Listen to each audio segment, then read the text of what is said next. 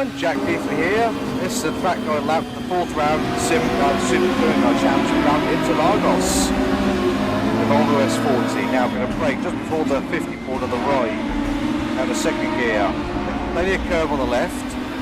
Go on a straight angle for the curve on the right. There we go, nice exit. You want to straight line that section as much as possible. Especially important in a front wheel drive car like this, where the front wheels just want to scrub and just lose grip. And for turn 4 we're going to brake just before the 100 metre board on the right. And hello everyone, Jack Beefley here. This is the track going lap for the fourth round of the Simgov Super Touring Car Championship round at Interlagos. The Volvo S40. Now I'm going to brake just before the 50 board on the right and the second gear. Plenty of curve on the left. Go on a straight angle for the curve on the right. There we go, nice exit. You want to straight line that section as much as possible. Especially important in a front wheel drive car like this, where the front wheels just want to scrub and just lose grip. And for turn 4 we're going to brake just before the 100 metre board on the right. Hello everyone, Jack Beefley here. This is the track going lap for the fourth round of the Simgov Super Touring Car Championship round at Interlagos.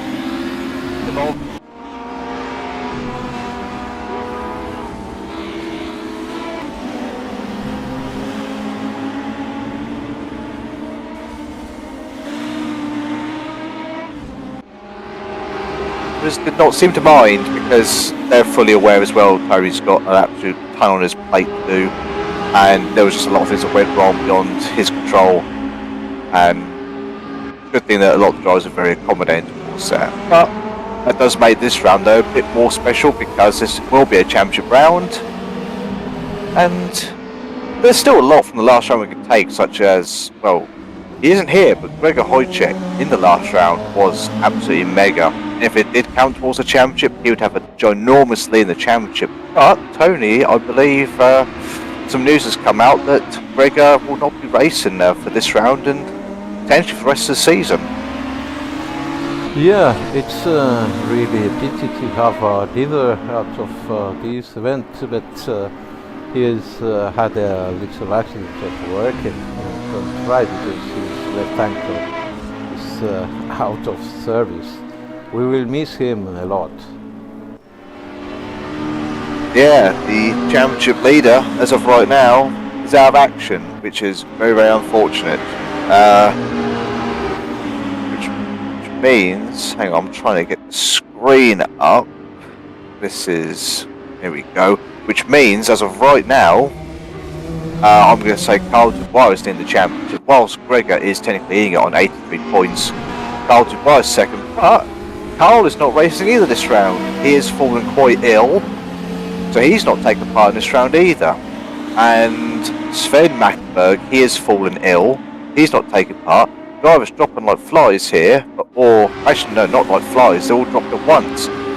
So we've got 3 race-winning drivers all out of this meeting and the foreseeable future. Who knows when they'll be back? So it's very unfortunate. Yeah, so the leader. We have the standings on screen now, and we are going to meet some people very high in the standings, as you said, Gregor Hojcek and Carl Dubois and Sven Mackenberg. But still, we have a good bunch of fast and fair drivers for tonight. 100%. I'll tell you what, the leading guy and this guy who I'm not even sure was going to take part, because up until a few minutes ago his game wasn't even working properly and he's not even on the leaderboard yet, but Charlie Monk, he is racing and he is third in the championship, and yeah, his game wasn't working properly today, but he's reinstalled his game, everything's all working fine. So driver of the Audi, third place in standings, who I just want to reiterate, going into the second round, he didn't even know if a top 10 in these races was possible. But he not only outdone himself, but he has been massively outperforming himself probably up to this point. So, third in the standings he is. It's very good from him. And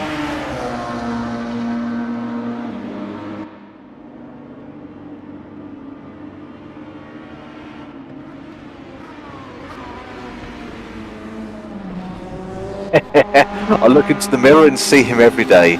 Yes, everyone, my track guide lap for Interlagos is coming up right now. Simgov Super Touring Car Championship round Interlagos.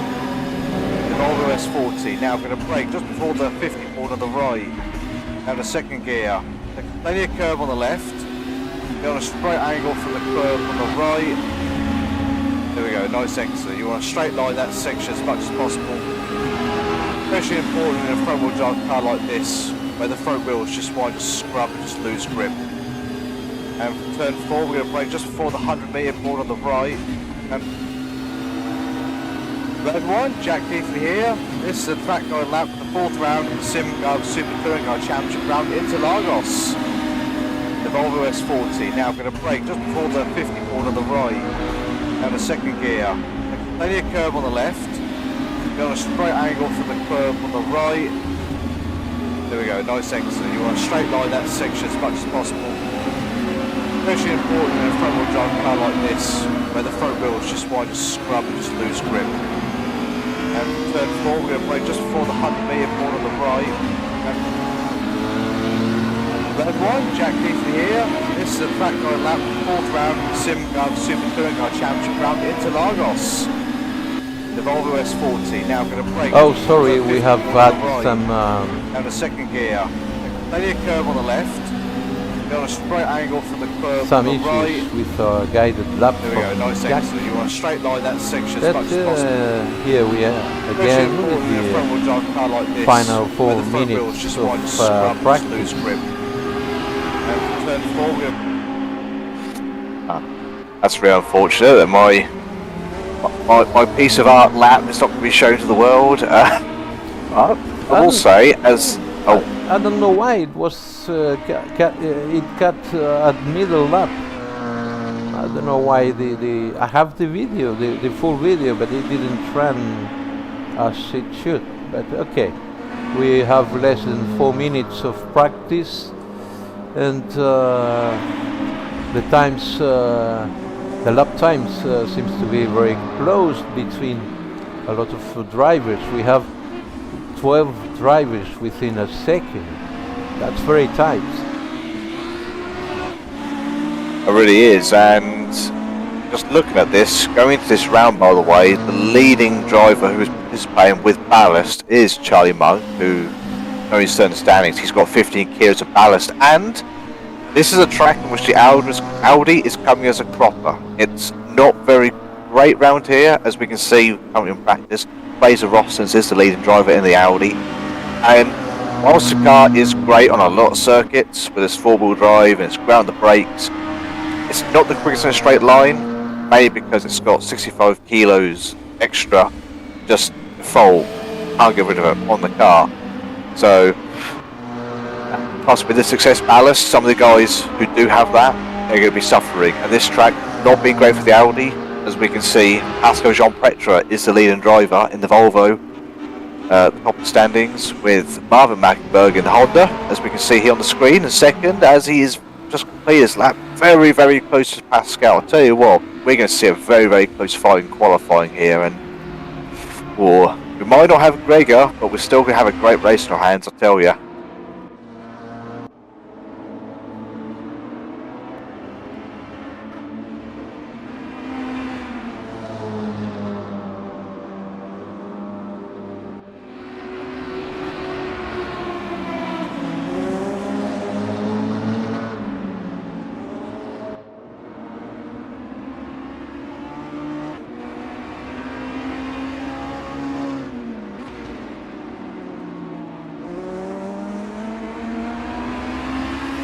Yeah, 'cause I'll tell you what, one big factor that you're going to see in qualifying is the slipstreaming effect, especially if you can get it from the very last corner here at Junchao all the way down to turn 1, you're going to gain an absolute ton of speed. And I reckon we're going to see some drivers take that to advantage. Not everyone, because I'll tell you personally speaking, I used to do a lap without slipstream unless I get to the very end where it's obviously useful down a straight. But some people, they're going to be very, very close in qualifying and not really getting much clear track to do a lap. But as we come towards the end of practice though, we've got also Pavel Mukona in 3rd place, who, you know what, he thought he was probably getting his championship underway with the last round at Hungary because he won the second race. And we even seen him in the commentary box. He's finally got a win and he's getting his series underway because he had a pretty unlucky and poor first 4 races, first 2 rounds of the campaign. But as the last round did not count towards the championship, he is still down in the championship standings. He is in, where is second? Where is it now? Here he is. He is in 12th place. So probably, I would say, a pre-season favourite for the title. He has not had a good first 2 rounds, but some people at the top will not make it this round. This is as good of a chance as any to make up some serious ground. And we also see some names we don't usually see. We haven't seen up in the top 5 this season so far. Got close to it. Guys like Boya Kubala and Davide Santiago, who are definitely going to be making a name of themselves if they can finish that high up. That's really good for them. Fraser Rostons in 5th as the lead Audi. As comes towards the end of practice here, who do you think is going to be getting the pole, Tony?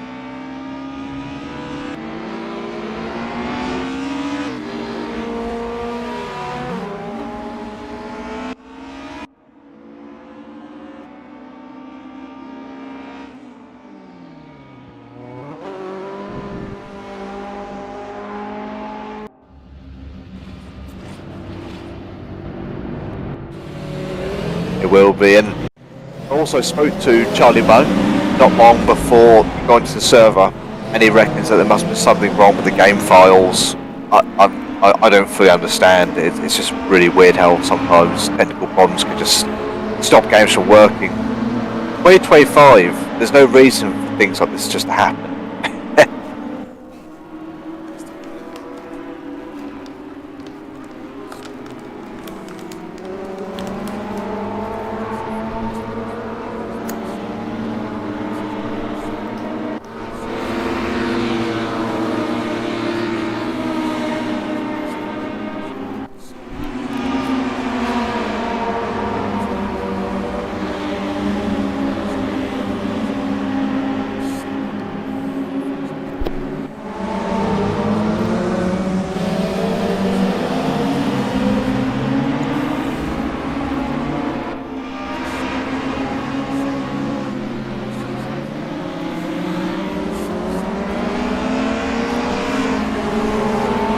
That's something special.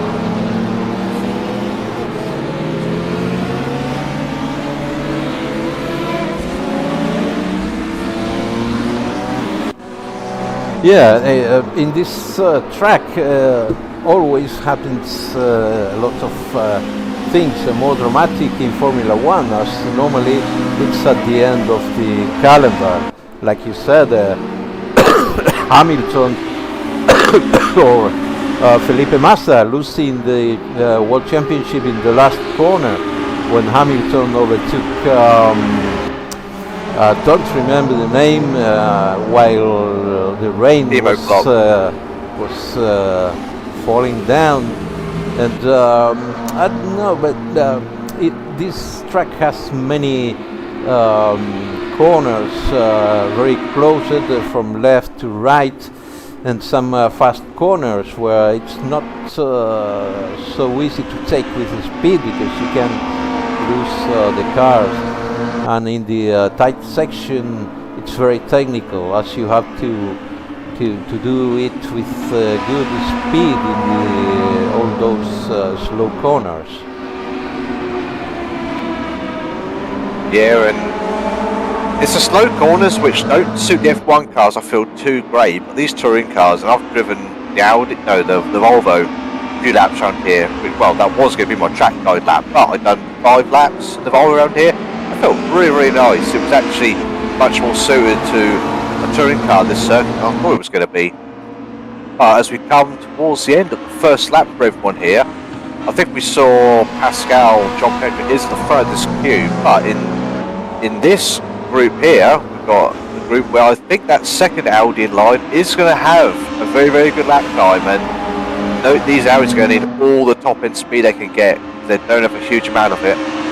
As Jonas Orfeld is the leading car in this group. Actually, I think he is the leading car entirely in this field. As he is. Yes, they cross the line. And it's David Santiago on the pole so far. Yeah, Really he has a very good slipstream behind the two Audis in the final straight, and maybe he could have a couple of tenths there. Absolutely. I'll tell you what, Stu Neal in third, and also his dad races in the B Championship, if I remember, does he, Tony?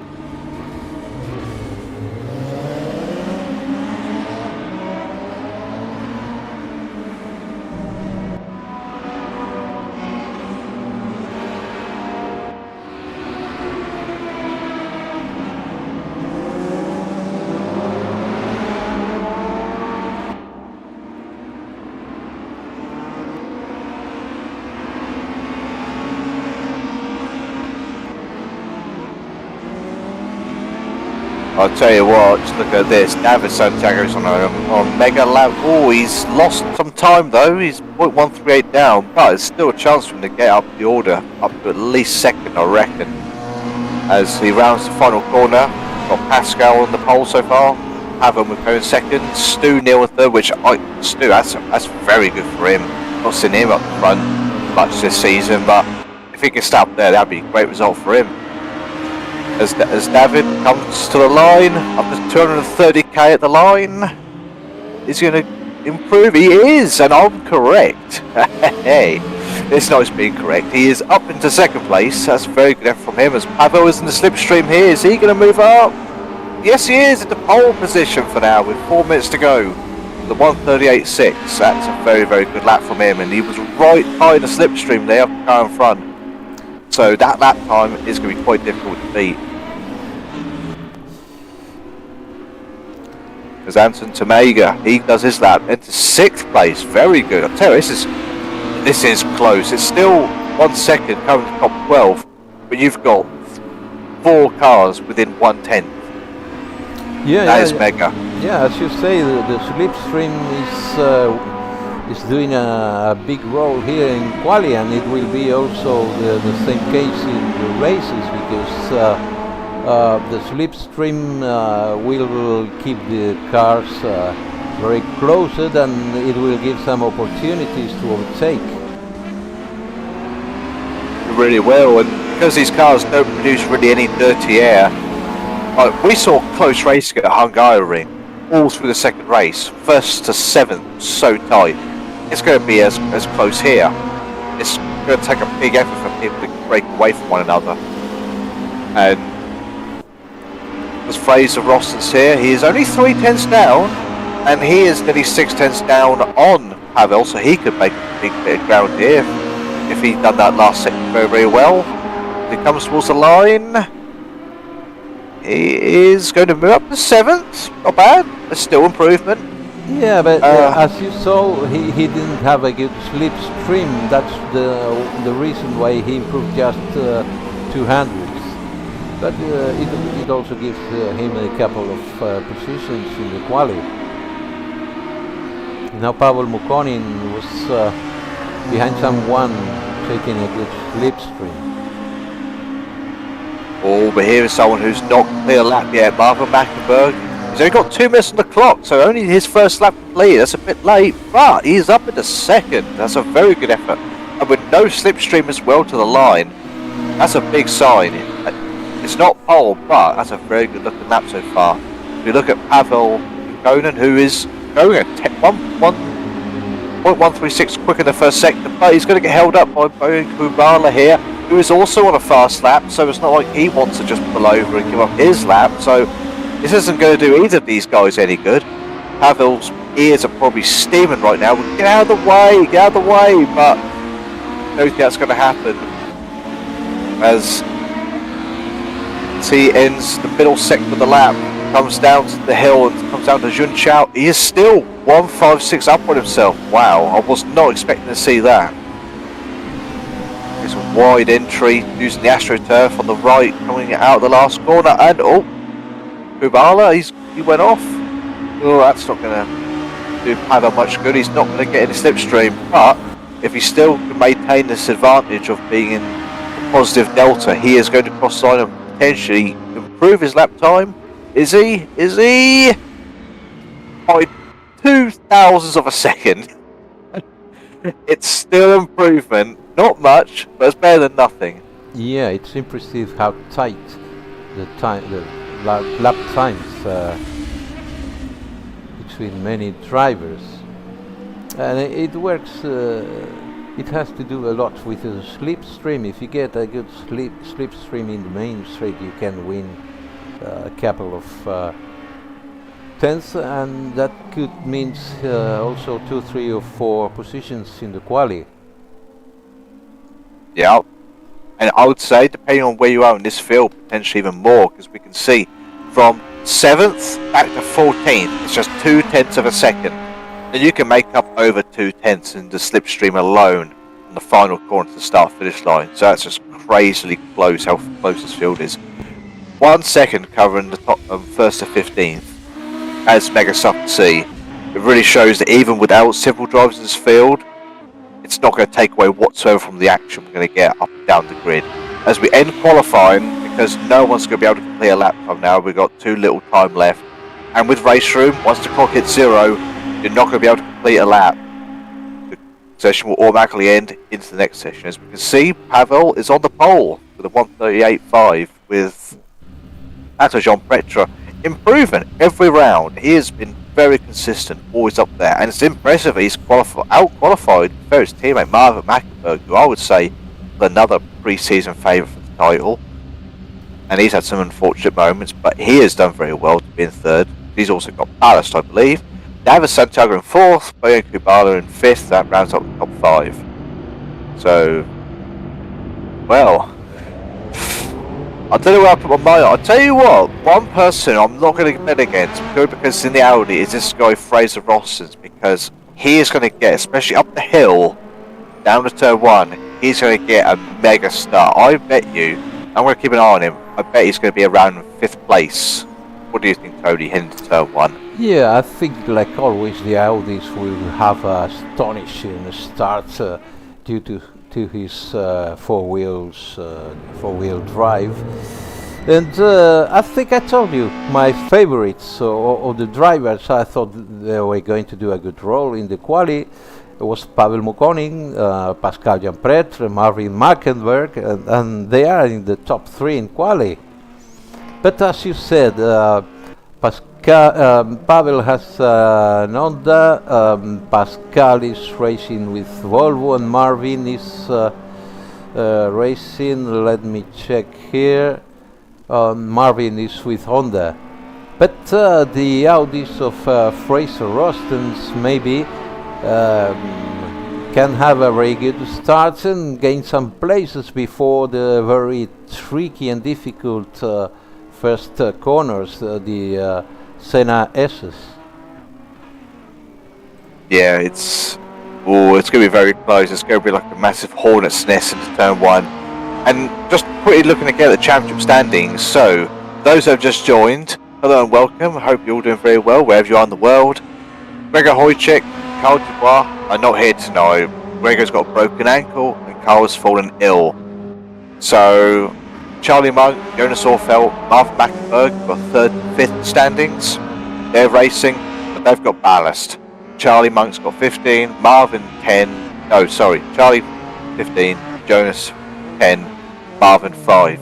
So actually for Marvin to have ballast and being that close up there as well, that's still very impressive. And I'll tell you what, as long as he can keep in the slipstream, or any of these guys frankly keep in the slipstream, they can have a chance for a good result. Because these cars punch such a big hole in the air with how aerodynamic they are. And here they are, about to line up on the grid. Ooh, I'm rubbing my hands together here.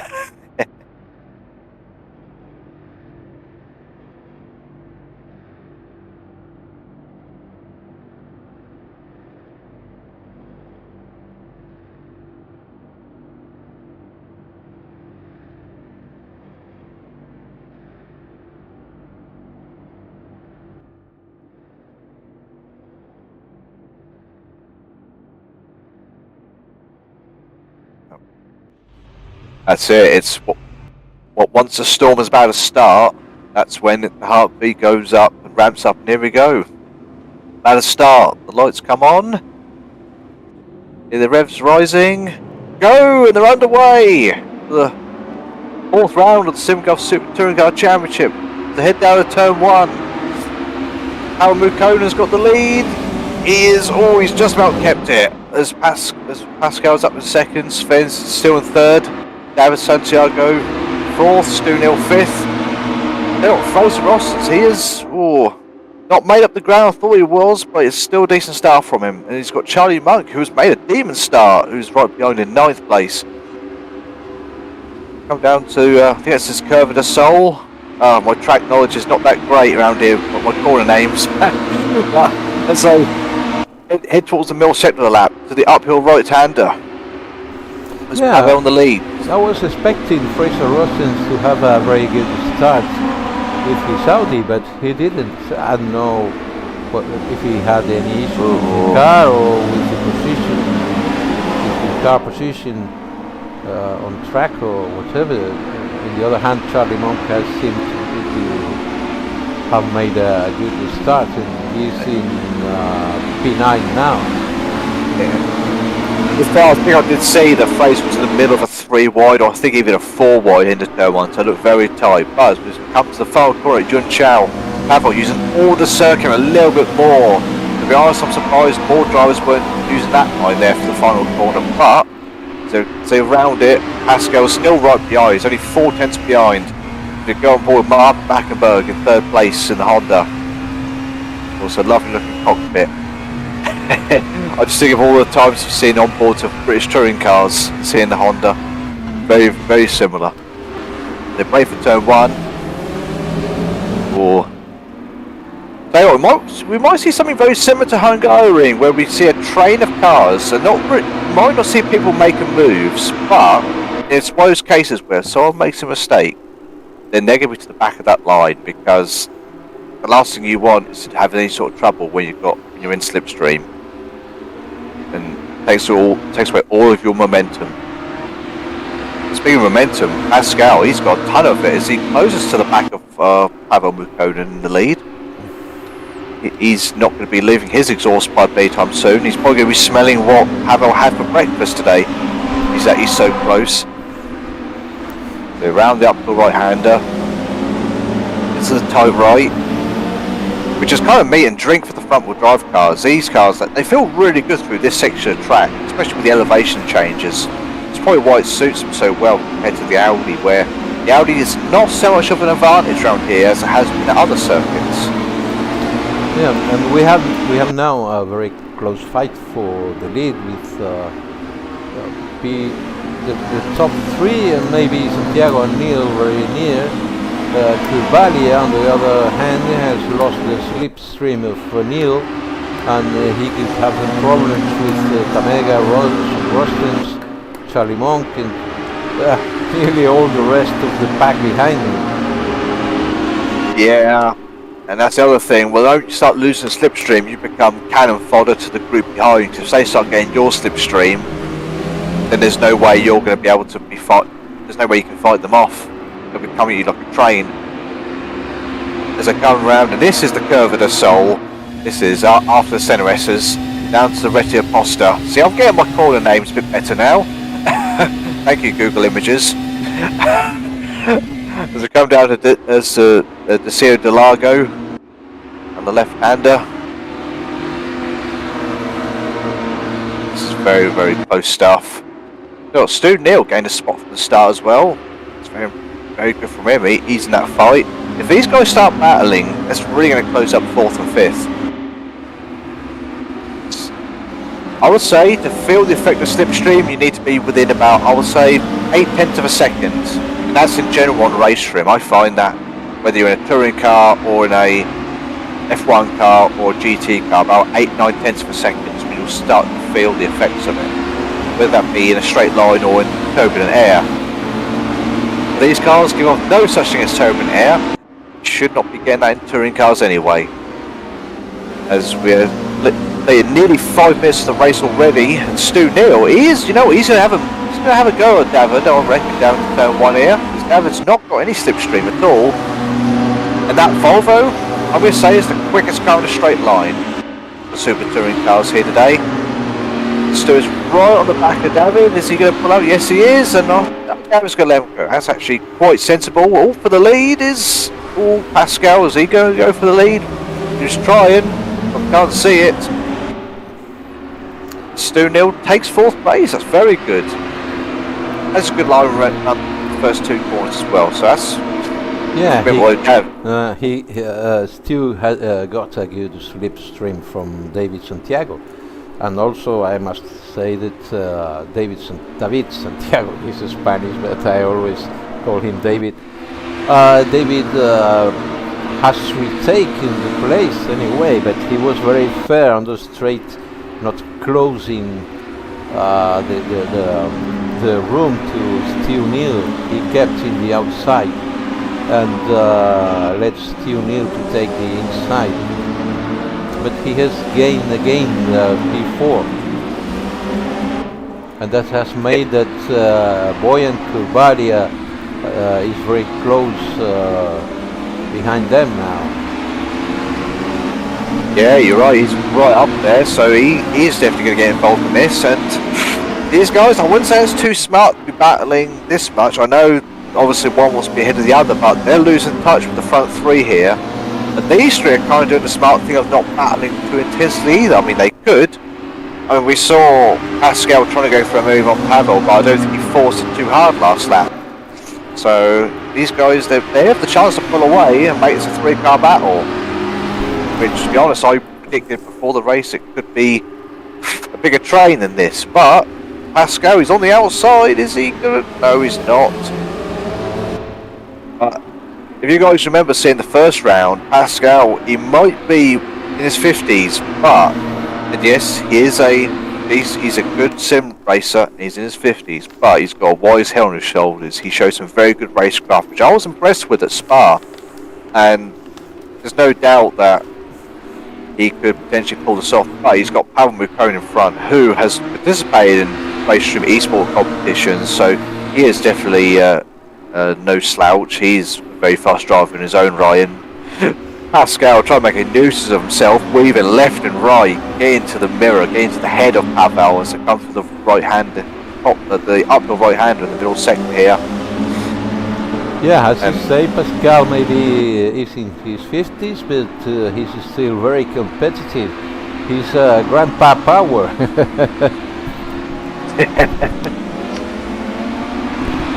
You probably wouldn't like too much to hear that, but it's true, you can't argue with facts, I tell you. Facts don't care about your feelings. as come down to Jun Chao here with 12 minutes exactly of the race left to go. And these two, I wouldn't say they've broke away, not pulled away, actually I don't think at all from the pack behind since the last lap. These guys have not really battled, and though the group behind have not battled either. We've got like lots of little groups here, all the way down to, I'd say, actually pretty much down to the last, like lots of little groups. As Pascal, he's right alongside Pavel down to turn 1. Oh, Pavel, he squeezed him, didn't give him a chance to go on the outside or try to cut back on the inside, but that's the other thing as well. If you're in 2nd place and you've got 3rd right behind you, you can't afford to try something a bit outlandish because you could easily lose a place 3rd. As Pascal, I like what he's doing. He's just, if I'm Pavel, I'm just not being too happy because I'm like, Pascal, you're just being annoying here. Yes, he is indeed. And for Marvin Mackenberg, the problem is that the Volvo is very fast on the straights, and Pascal has the slipstream from Pavel Mukone, so Marvin can't decrease the room with Pascal in the main straight. As you can see, Pascal is gaining some room due to the top speed of his car and the slipstream from Pavel. Yeah, that's never going to help, and also the fact that Marvin does have 5 kilos of success ballast. which is the equivalent of about, I would say, 8 litres of fuel. And in these cars, when they weigh 1,000 kilos, that's all they weighed back then in the 90s, 1,000 kilos. 5 extra kilos, that's a lot. Wouldn't affect the touring cars these days too much, but they weigh a little bit more than that. But in this day, with these cars, it will matter. So Marvin's still doing a very good job in his own right, comfortably being in the battle. So this is not over yet by a long shot, as we've just gone past halfway. We're on lap 7. So we're looking now at Fraser Rossens, who has lost a place to Tamenga. Fraser did move up to 7th, and Fraser, he's in the slipstream, but he's probably not going to. Although he's getting closer, He's not be able to pull out, and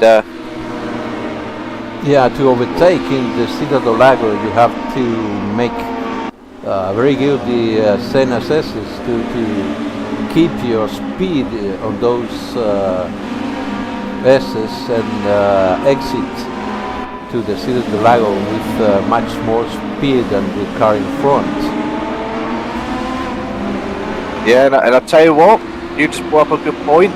This reminds me of something. If you want coaching from me as well, you can contact me personally on any of my social medias, just under the name Jack Keithley, or you can get the link which is in the description of this race of the Discord for the Simgov organisation. And I have my own academy, so you can sign up or message me directly, and I'll give you all the coach you need. And let's get to the front of the field.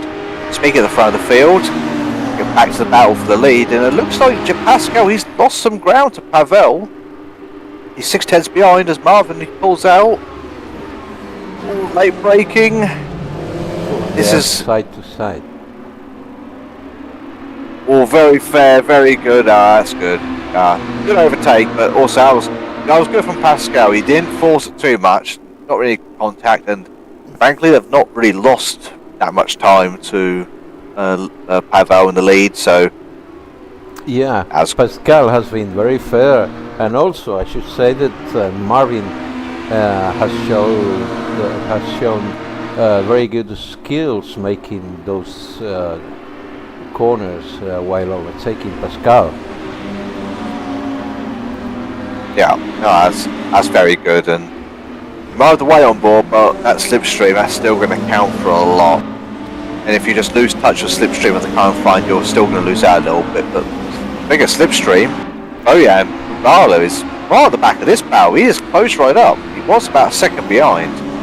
This is a very impressive race, not just from here, but David Santiago as well. If you remember, we saw them at the Hungarian round. I think it was David who he started the second race, I think, near the front, but then he just went backwards, or was that in the first race? Either way, I remember seeing him go backwards from a high starting spot, so he's hoping to redeem himself in this round, but this is a championship round, so this is where the points will make the prizes in the end. As down the front straight to complete lap 8, whereas lost touch a little bit to Stu Neal in front. Stu is defending. David is going to try it. Oh, that's a big ask to try to go outside as Bojan nearly locks up and goes Very into close. It was. Oh, Look at Santiago, very close to Stu Neal. Let's see if he can overtake him in the next corner. But the Volvo is very fast in the straights. it is. Oh, tell you what, I don't think David he had on 2 wheels. Oh, it was close there to flipping that car over. That's very reminiscent of Gabriele Tarquini in the Alfa Romeo at Knock Hill in 1994. And yes, I am a nerd. I'm a nerd of motorsport, and I'm proud of it. So he comes with the middle sector of the lap here, and now look at the timing. I see the battle for the lead. Marvin is gaining. He was 5-6 tenths behind at the start of the lap, but he is closing right to the back of Pavel here. And Pascal's lost touch, sadly. He's losing the slipstream. It's not all over yet. If these front two start the battle, then Pascal's going to be right back into the thick of it. As they round the final corner, Marvin, not a very conventional line. That did not look great. He lost out some time here. He lost 0.2 of a second. He He's still going to be in slipstream, but he's not going to just pull up. It's not going to be as effective as it could have been. Yeah. Hey, what? To have a chance to make an overtake in the many straights, you have to exit the last corner very fast to gain some ground with the car in front. Yeah, I'll tell you what though, just me with my observational eye, Pavel he's doing a very good job of using all the track you can possibly use. Like at turn 1 there, he was on the green stuff on the entry, trying to widen the entry of the corner, which for the first 2 corners, the center S's, you basically just got to think of straight lining it as much as you can, and he was able to do that tenfold pretty easily. So it's good to see. I think Marvin needs to try to take a leaf out of his book a little bit with some of the corner entry lines. That's no slow on Marvin whatsoever. That's just me being observational. And to come through the middle sector, of course, Marvin is getting right back. He is working that. He's probably doing the middle sector a little bit better than Pavel. I'm not entirely sure how. Might be the slipstream as well having an effect. As these two get quite close, Pascal is dropping a little bit further back, as is the group behind, so unless these two start to really battle heavily, I think this is just going to be a battle between these two to the very end. As Marvin does a line to the last corner, which I would say if I was coaching him, that's what I'd be telling him to do. And he must have heard me telepathically. As he... This time Marvin is much closer to Pavel, and let's see what happens in the first corner. That Pavel is taking the defensive line. Oh, a little touch there. Oh, that was a very nice bit of hip and shoulder there, and there you are, Pavel using all the track and even some of Marvin's car in order to break as wide on the track as he wanted, and Marvin's not going to be too happy with that. He's keeping right on the slipstream. We've got 3 minutes to go. I reckon we're going to have 3 laps. Just about 3 laps to go.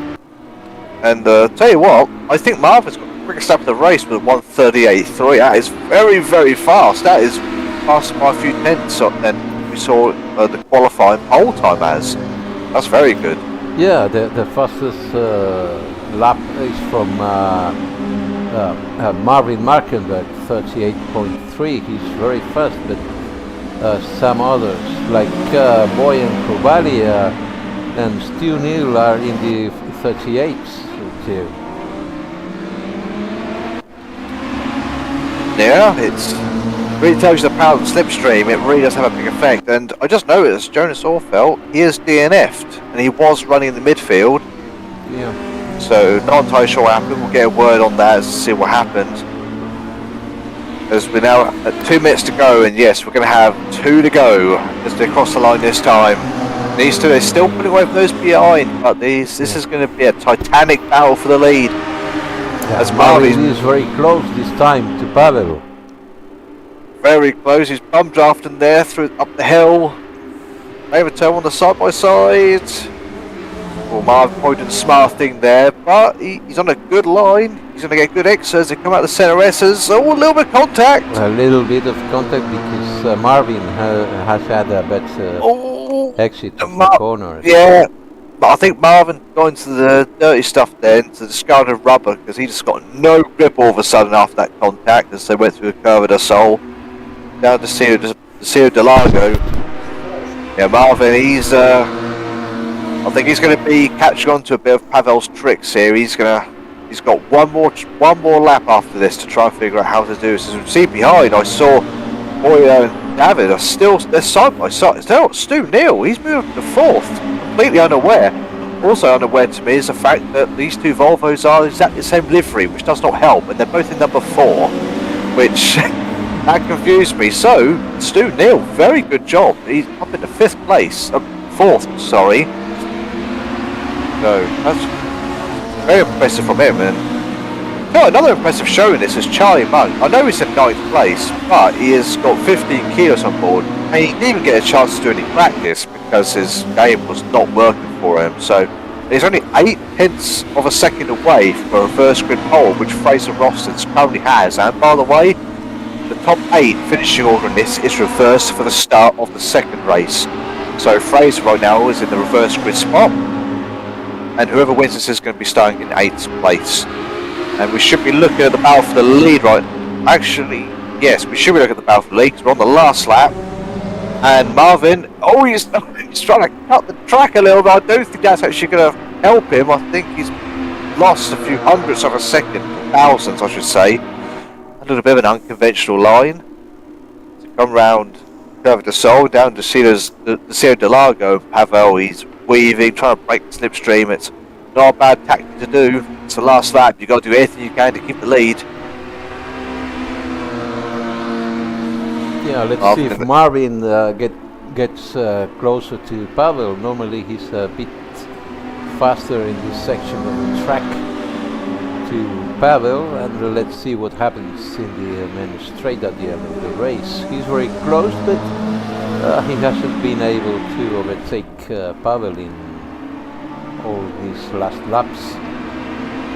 Yes, no, it's very close. Marvin in the Castrol Honda, as was even the Ryan, it was driven in the Japanese Touring Car Championship. It's a lovely livery, right behind the Stella Artois Honda as they come to the last corners. Only 2 tenths separating them. Pavel, I like Pavel there. Was a little bit. At the same time, it's legal. Yeah, I think Marvin went a bit wide in the last corner, and he won't take the lead. Pavel is solid in Q1. He is indeed. He comes to the line. Pavel wins the race. He gets his first official win of the championship. That's a very, very good race for him. As 4th, 5th and 6th come to the line, it's very close again. So we've got Marvin in 2nd, Pascal Jean-Petre in 3rd. Very good again from him. And Fraser Ross is going to take the reverse grid pole spot in 8th place. That's great from him. So we've got Stu Neal in 4th, Moya Kubala in 5th, Davide Santiago in 6th, Kamenga in 7th, Fraser in 8th, Charlie Monk 9th, Obradovic in 10th, Rito in 11th. So we're looking through the order now. Davide Zanini in 12th, Dejo Choke, I'm sorry if I butchered your name, mate, in 13th place, Chris Hesselhurst in 14th, Poddy Flack, who I think he should still be in the Volvo 850. I want to see an 850 back on the grid next time. Yeah. But he switched to the 850. Yeah, he switched to the S40, which is, to be honest, is a better choice. But the 850, come on, it's a lovely car. But that was a very good race. That was all the way down to the wire. And I tell you what, I'm not sure if I know Marvin went wide last corner, but to me it looked like Pavel took a little bit of a slower line at the apex of the corner so he can properly propel the car out of the corner and also to try and put off the guy behind from getting a good exit. If that's what he'd done, then kudos to him. That was a very good bit of tactical drive from him. Yeah, Pavel was taking advantage of all the wide of the track in the last corner, very tight on the right side of the corner, to take advantage and make the that last corner with a good speed for all the main straight. He's been very defensive, but he did good, very good defensive job. Absolutely, it was a little bit of rubbing here and there, but that's touring car racing. And for the most part, it was absolutely clean. And they're batting for the lead. There's going to be a little bit of rubbing, and the racing might be a little bit devious at times. But that's what you got to do to win races at this level, you know, and in top competitions. Before we get into the second race, if you want to take part in any Simgov Super Touring racing, you can join the Discord. And you can sign up for the B Championship, which takes place every Friday, and if you prove yourself worthy in that, you could be promoted back into the main championship that you're seeing now. So do sign up to that, show us what you're made of. So we're coming to the end of warm-up. Yeah, and we have now the race 2 with I think Fraser Ross is in the pole position. and Anton Tamenga in P2, I think. Let's see. He is indeed. This is going to be a very tasty affair, and Fraser, he's I'm not going to bet against him. He's going to lead into turn 1 because Fraser is in a front-wheel drive car. I think he's in. No, sorry, Tamenga. Sorry, Tamenga. He is in the Volvo. So Fraser, I can see him having a pretty clear and easy run down to turn 1, unless he jumps to start. And to be honest, we have seen a couple of drivers this season jump to starts. So hopefully he doesn't. We have ourselves a good race in our hands.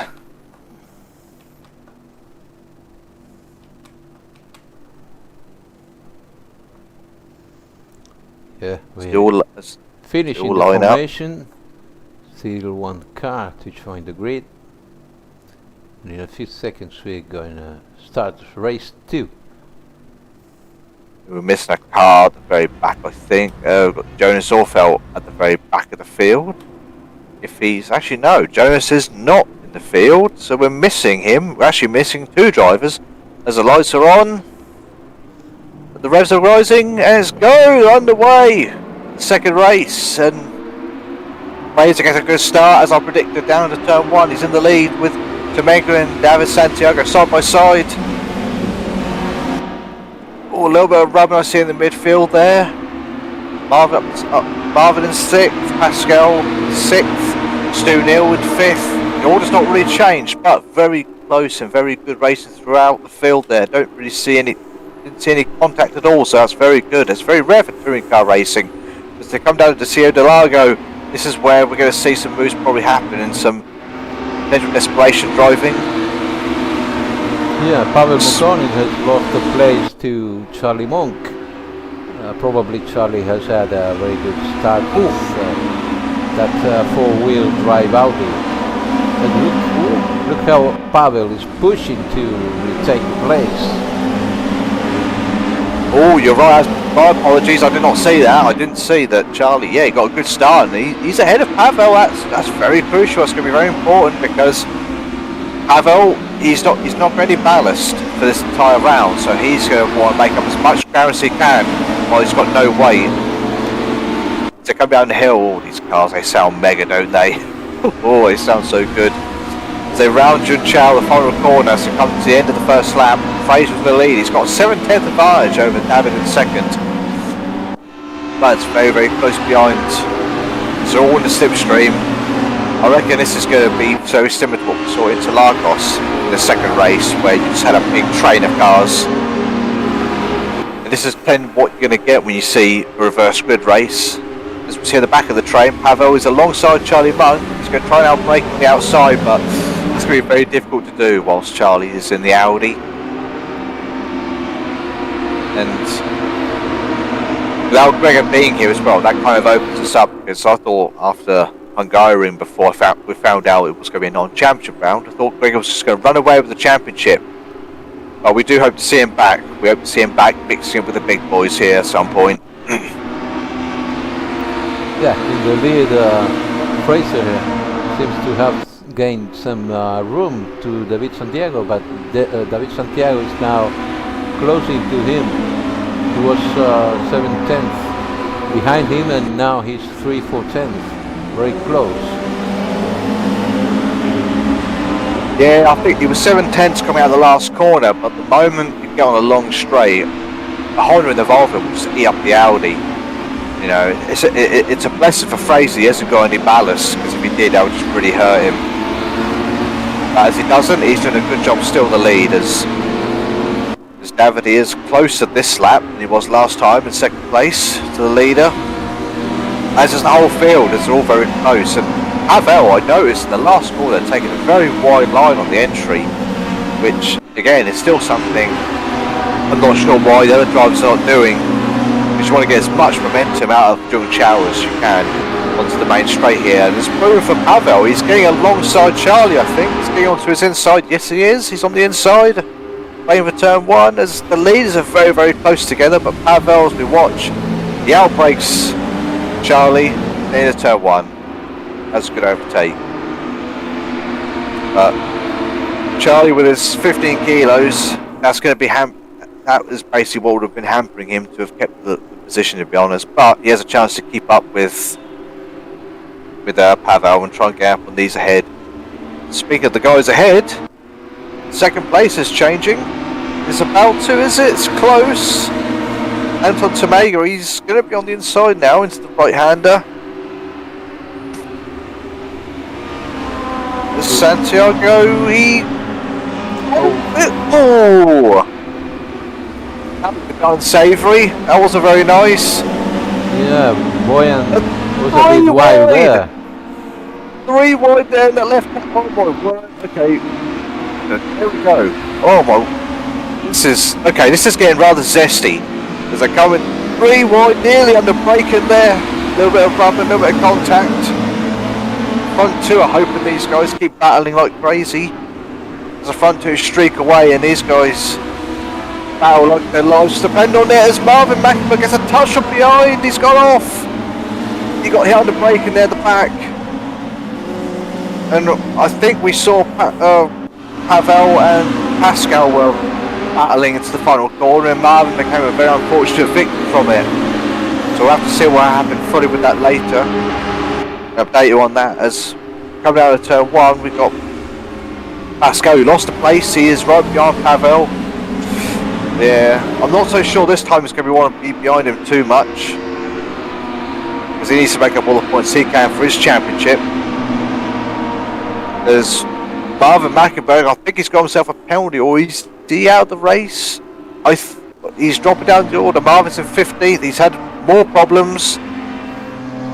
I don't know what's happening to him, but that's really unfortunate. I'll tell you what, Marvin, he's not had a huge amount of luck this season. Speaking of not having luck, I think someone's just pulled off. Probably Flack has just pulled off as it went down to Interlagos.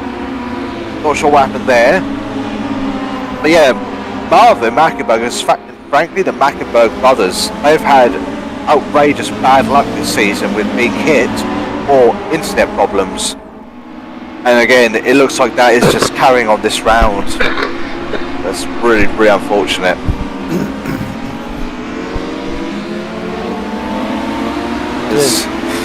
Anton Tomega seems to be... Boyan Kurbalia has gone off there. I haven't seen if it was on his own or someone has pushed him off.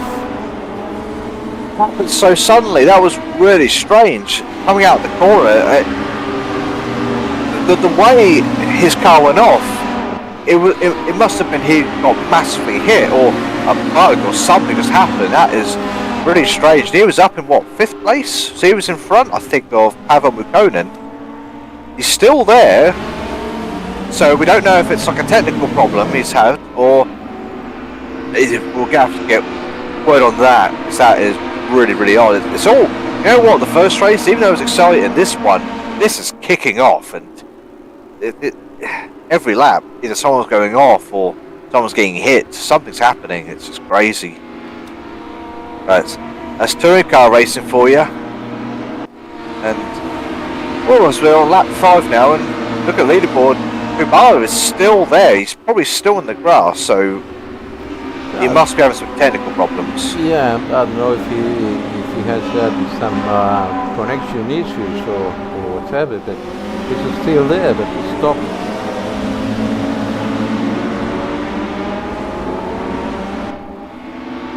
Yeah, that's really unfortunate for him. He was having a really good meeting so far up to this point.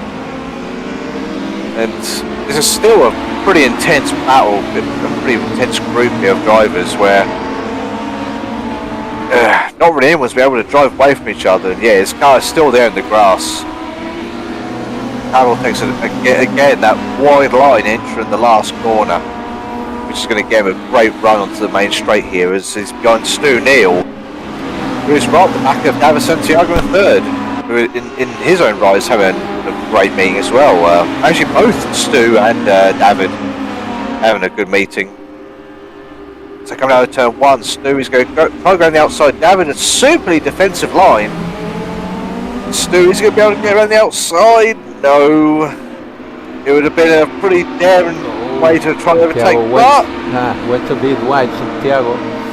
And Pavel Mukonin is behind them with his fishing line ready to catch some positions. You know what? I had a thought he was pretty. Oh, I was thinking could he have made it 3 wide down that straight, but I don't think so. But Pavel, he's tempted round the outside. Now he's on the inside. The uphill right-hander. Is he going to be able to make this stick? David is still on the outside. He's made it stick. Oh, Pavel did. He went wide. He did try to rub up the side of David's car a little bit. Pascal, I think he tried to jump on the inside of David, but it didn't work. But that's it. Pascal, he's going to be trying to follow Pavel through every overtake he does right now. And oh, nice. I don't know if that was a dive up the inside or if David just let him go, but either way, Pascal in 5th place now. Yeah, I don't know if Santiago has had a slowdown penalty, but sometimes it's that Santiago is just a too fair driver.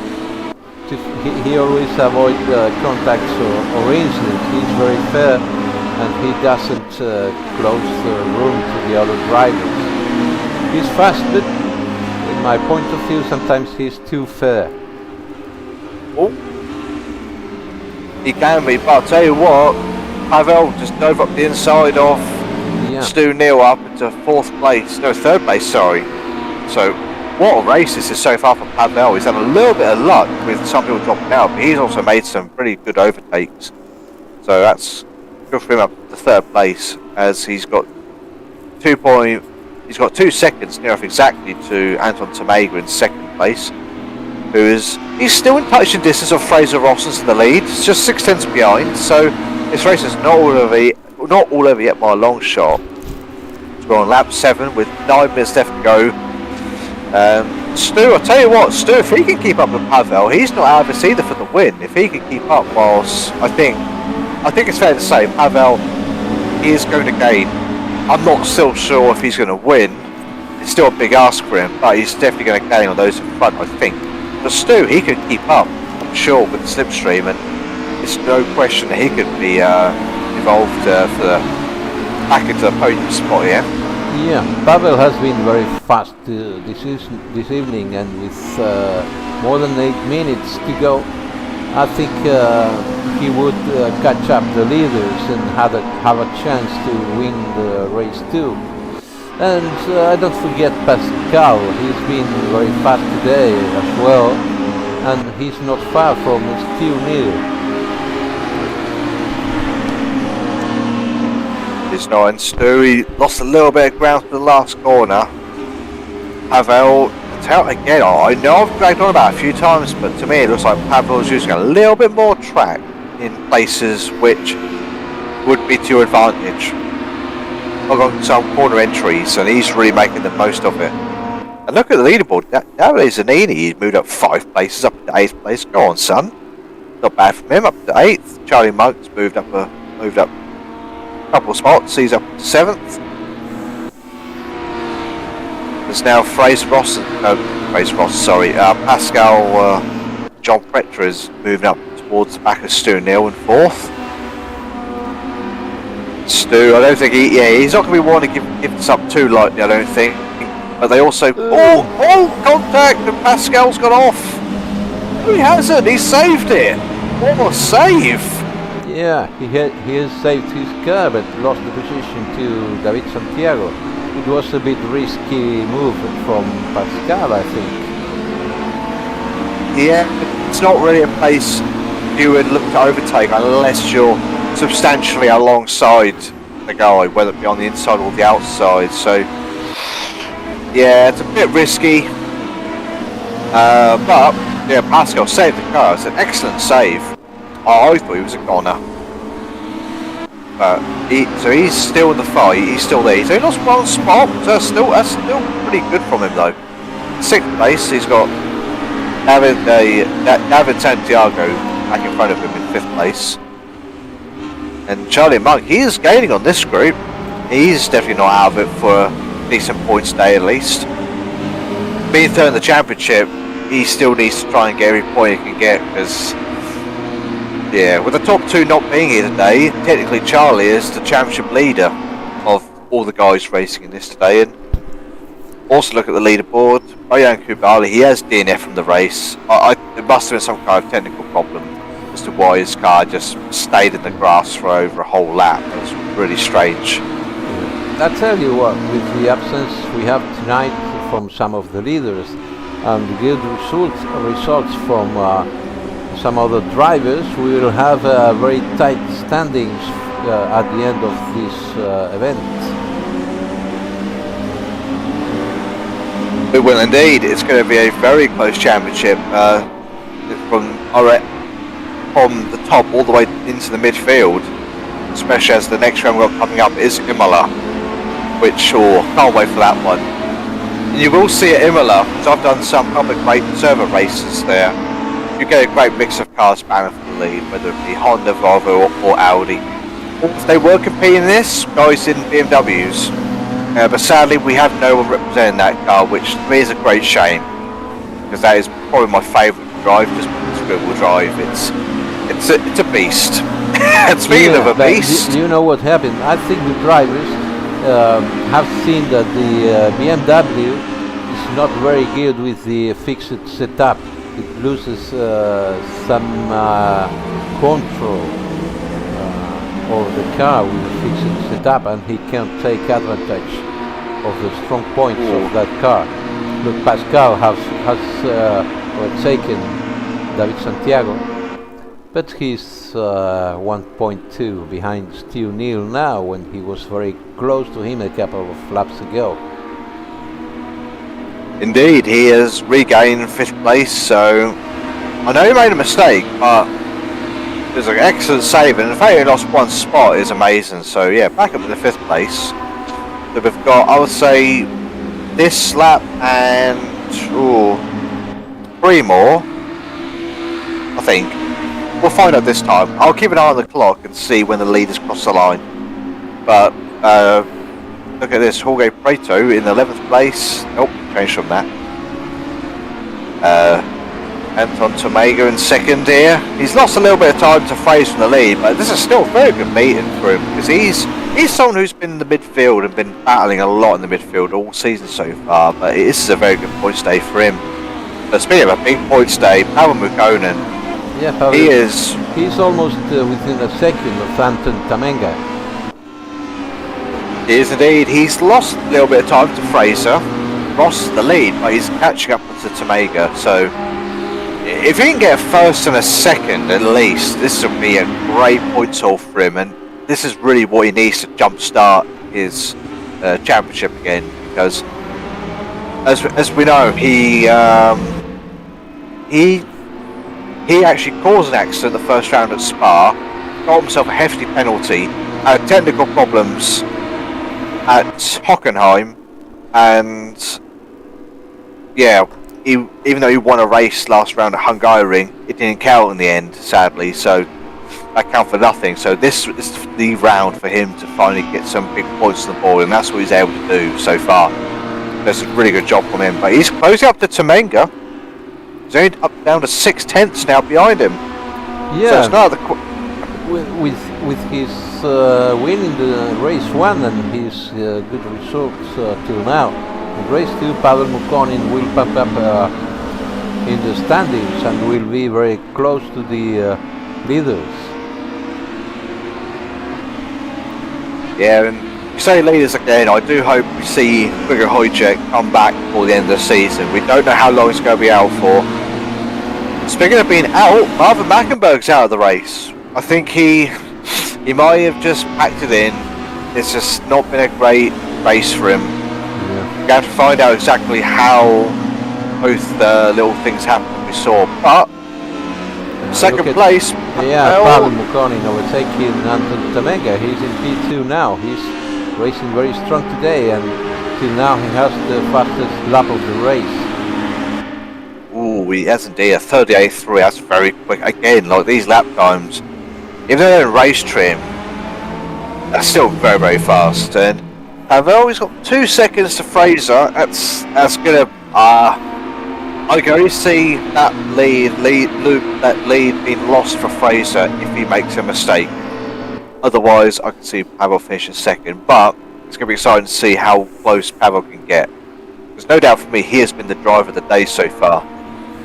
Yeah. Pascal, he's back, right to the back of Stu Neal, and hopefully it's only a case of deja vu, because he's right close to Stu into the area in which he lost Travis car a few laps ago whilst battling Stu as well. This time it's not side by side. He's been more cautious this time.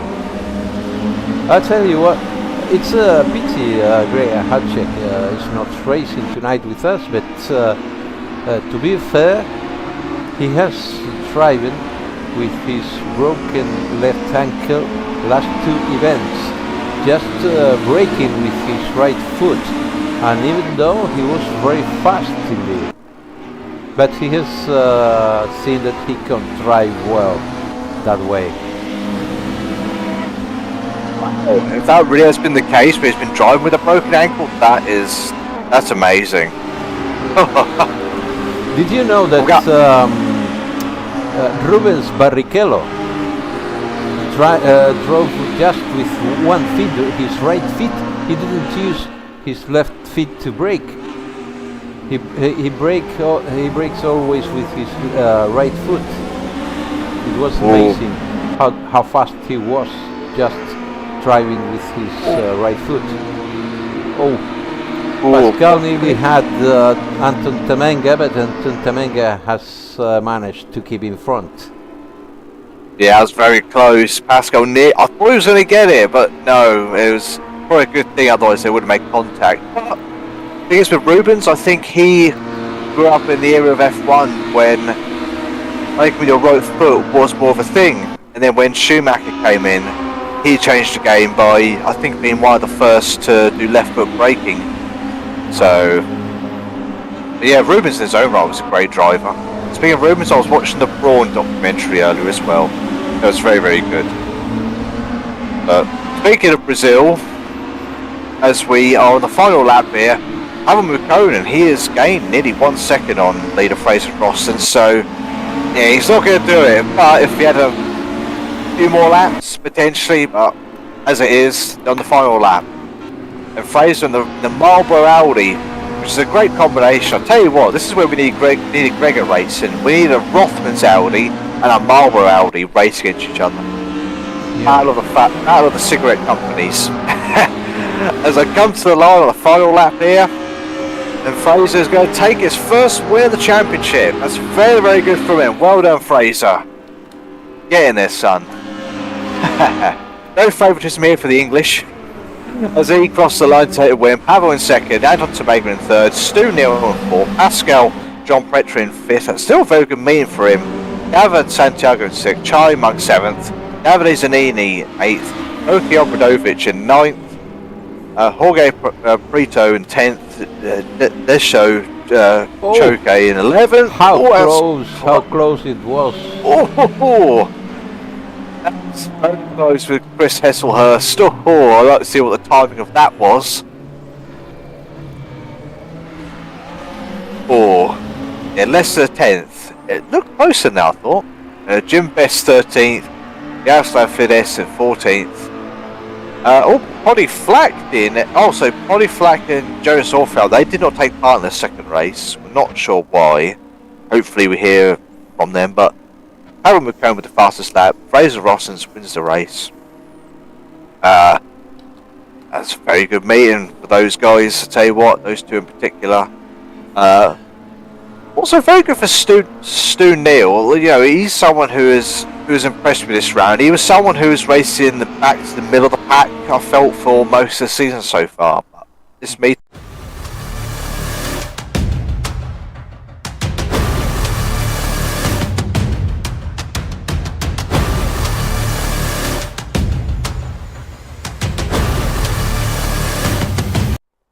as you can see, the server is changing the session. We have finished the event here, and we'd like to give a big thank to Jack Keithley to hold this event tonight with us in the absence of David Carter, wishing him to be soon with us.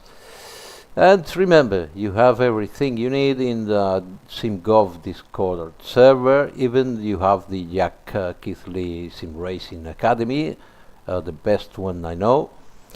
And see you soon next week, Jack.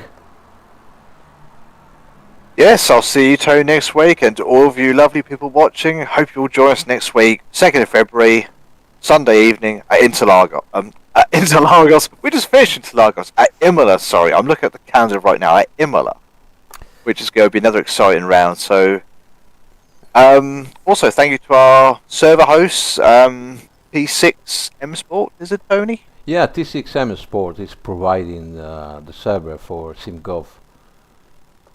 Big thanks to T6M Sport, who is doing amazing races in R Factor 2 platform. And Yes, so any final words, Tony, before we leave? No, I think that's all. Again, thanks to you and to T6M Sport. And join us next Sunday for the Imola event here in Simgov Championship. Bye, Jack. Bye, Tony. Bye-bye, everyone. Take care.